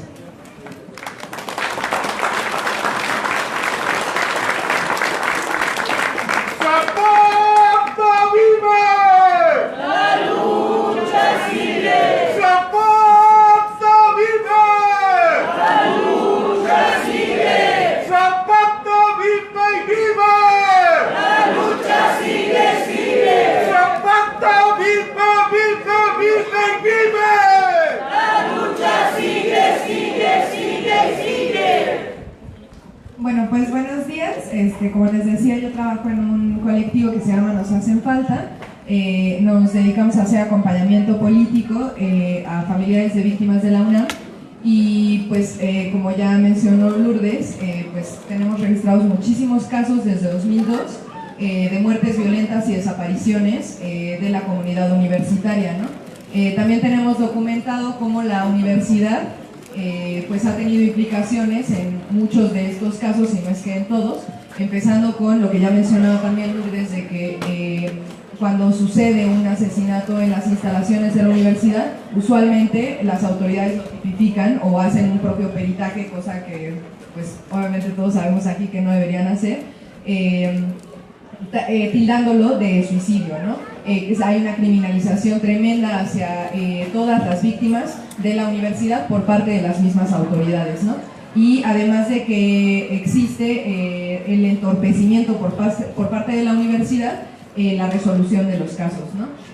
Acompañamos casos de desaparición, como el caso de Jesús Israel, un estudiante de la Facultad de Filosofía y Letras de la UNAM. Acompañamos casos como de desaparición, como el de Mónica Alejandrina, estudiante de la Facultad de Psicología. El caso de Eric y Karen Mozo, menores de edad asesinados por un familiar suyo. Víctor Orihuela, de la Facultad de Odontología, que fue asesinado en la Facultad de Filosofía y Letras dentro del campus de la universidad. El caso de Luis Roberto Malagón de Gaona, estudiante de Derecho, que soñaba con ser un defensor de derechos humanos, que fue asesinado entre la Facultad de Odontología y la Facultad de Medicina. Es uno de los casos más fuertes que hemos encontrado. El caso de Sol y Graciela, madre e hija, eran tanto académica y estudiante de la Facultad de Arquitectura. Ambos fueron feminicidios. El novio fue el que incendió la casa en donde estaban ellas. Víctor Castro, estudiante de música, que también fue asesinado. Mariela Van, estudiante de Letras Hispánicas de la Facultad de Filosofía y Letras de la UNAM, que fue desaparecida hace ya casi un año. El caso de Carlos Sime, que aquí está su madre presente, la señora Lourdes. Y el caso de Verónica Guadalupe Benítez Vega, que también fue víctima de feminicidio, como ya lo mencionó Lourdes, entre otros casos más. Si bien nadie puede conocer cómo la exacerbación de la violencia a partir de la guerra contra el narcotráfico, la Facultad de Filosofía y Letras estaba visibilizando el caso de los 43 normalistas y no se estaba visibilizando la desaparición de su hijo, estudiante de la misma. Entonces es ahí cuando nos empezamos a cuestionar qué estábamos haciendo por los desaparecidos y por las desaparecidas, por los asesinados y los feminicidios de nuestra comunidad universitaria. Y bueno, personalmente también surge este cuestionamiento de por qué estamos siguiendo esta dinámica de los casos ejemplares, ¿no? O sea, que si bien es una dinámica que surge a partir del Estado, o es la dinámica del aparato estructural del Estado, ¿por qué estamos siguiendo y nutriendo esa dinámica? Y entonces deberíamos preguntarnos qué estamos haciendo para no nutrir esa dinámica y qué estamos haciendo, qué estrategias estamos llevando a cabo para darle visibilidad a absolutamente todos los casos. O sea, no existe esto de los casos ejemplares, ¿no? O sea, es una dinámica que no deberíamos estar nutriendo desde la defensa y la promoción de los derechos humanos. Y bueno, pues creo que si bien ya Lourdes hizo toda esta mención sobre la violencia en la universidad, creo que también estaríamos pensando en qué formas podemos tener para proceder legalmente en contra de la universidad, siendo que es parte del Estado y siendo que la misma universidad también viola derechos humanos, ¿no? Y no nada más en uno, no en dos, no en 10, sino en más de 70 casos que tenemos registrados del 2002 al 2019, en donde más de la mitad se han dado solamente en el rectorado de Graue. Eso es una prueba clara de que tanto la impunidad que existe con Graue ha crecido de formas impresionantes, como que la violencia ya nos toca y nos toca de formas diarias, ¿no? O sea, también conocemos los conteos, ¿no? de cuántos asesinados y cuántas desapariciones han existido en estos pocos meses del nuevo gobierno, ¿no? O sea, claramente la guerra contra el narcotráfico no ha terminado, la guerra contra nosotros no ha terminado, aunque ese señor diga que ya se terminó, y muchísimo menos el neoliberalismo se acaba nada más porque se va todo, abra y cierre los ojos, ¿no? La guerra contra el narco sigue, y es una guerra con un objetivo claro, y ese objetivo claro somos nosotras y nosotros. Son nuestros cuerpos, son los estudiantes, son las mujeres, son los pueblos, son todos y cada uno de los que estamos aquí defendiéndonos y defendiendo a otros. Y en el camino del colectivo nos hemos hermanado mucho con las familias que acompañamos y hemos aprendido muchísimo que son las mismas familias las que apoyan a otras, ¿no? Es en el andar de Araceli y en el andar de Lourdes, en el andar de todas las familias que nos damos cuenta de que son también esas familias las mismas que acompañan a otras personas que han pasado por lo mismo, ¿no?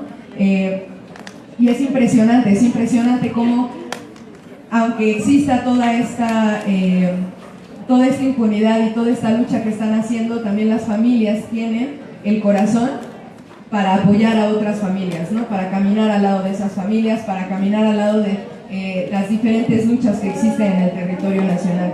Entonces, pues quedaría la exigencia de que pues sí queremos fuera absolutamente a todos los policías de nuestras universidades, queremos que la universidad se haga responsable y que ponga absolutamente todo lo que tiene a su disposición, sean recursos humanos, económicos o lo que sea, lo ponga todo hacia la búsqueda, tanto en vida como en fosas clandestinas, de nuestros y nuestras compañeras, que todo lo que tenga la UNAM lo ponga hacia la resolución de todos y cada uno de los casos de los miembros de la comunidad universitaria y que además se utilicen esos recursos para intentar apoyar a todas las familias que han sido víctimas dentro del contexto de la guerra contra el crimen organizado.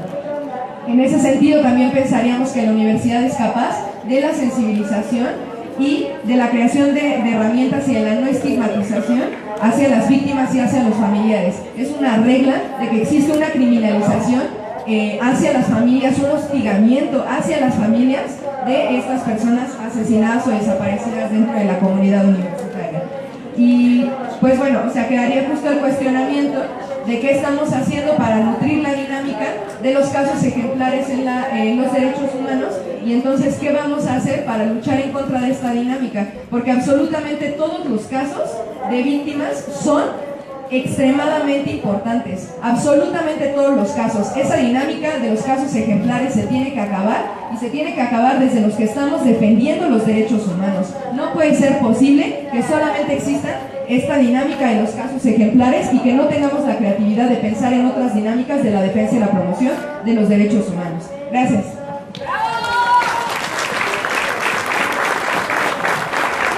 Muchas gracias. Ya vamos concluyendo. No sé si algún de nuestros ponentes quisiera reaccionar o concluir, pero de forma muy breve, por favor. Bueno, antes, si nos permiten un segundito, pedimos a las siguientes compañeras: Celia Morales Maldonado, Anita Soriana, Rosa Juanita, Luz Edith Jiménez, para que ya se presenten aquí en este salón. Gracias, compañera. Sí, pues entonces le pasaría el micrófono a las compañeras si quisieran hablar algo y después nosotros participaríamos.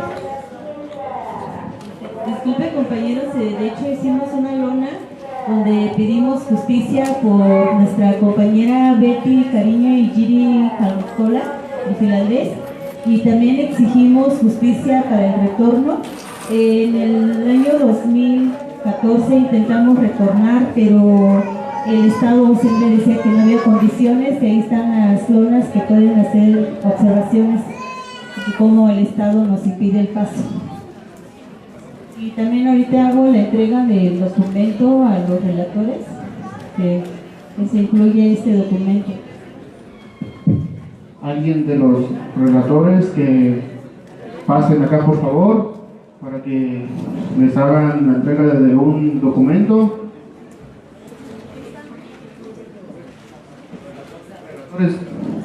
Una vez más, se les solicita por acá a los relatores, a alguien, algún integrante.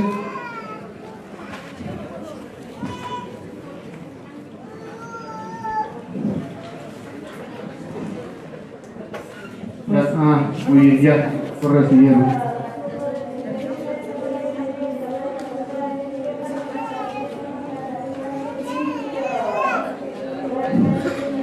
Pues compañeros, ahí traemos unas fotos de los hermanos caídos de San Miguel Copala. Ahí tenemos unas fotos y la manta también, que ya es más de 9 años, pedimos justicia por los hermanos caídos de San Miguel Copala y el desplazamiento forzado. Si el gobierno en realidad no nos puede ubicar, pues mejor que nos lleve a nuestra tierra natal, porque ahí tenemos nuestra tierra, pues de hecho aunque ya no tenemos nuestras casas, pero a ver cómo lo hacemos, compañeros. Gracias. Entonces sí, una conclusión por favor de los ponentes y ya vamos a las preguntas.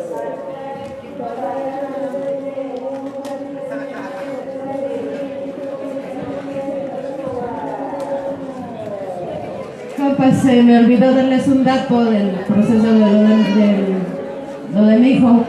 Dentro de la recomendación se logró un punto que para mí es el único más importante, que es el que se forme una comisión independiente indagatoria para que haga la investigación, porque como dicen, se conforman o ellos imponen sus medidas de reparación.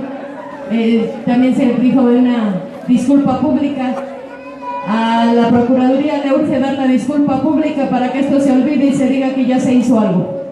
Les dije que lo que más me importa es que se forme la comisión indagatoria independiente, y la procuradora Cristina Godoy me sale con la barbaridad, para no decir más feo, que tienen que ser investigadores del país, que no pueden ser internacionales. Evidentemente pues a esos nos controlan, ¿verdad? También la Procuraduría me dice que puede ser un investigador de la PGR o de la PGJ. Definitivamente no aceptamos eso, pero quiero denunciar cómo las autoridades, aun cuando tienen la recomendación, nos quieren condicionar y nos quieren estar llevando y maiceando como si fuéramos limosneros, dándonos migajas. Y es una exigencia, no es un favor. Nada más, compañeros, gracias.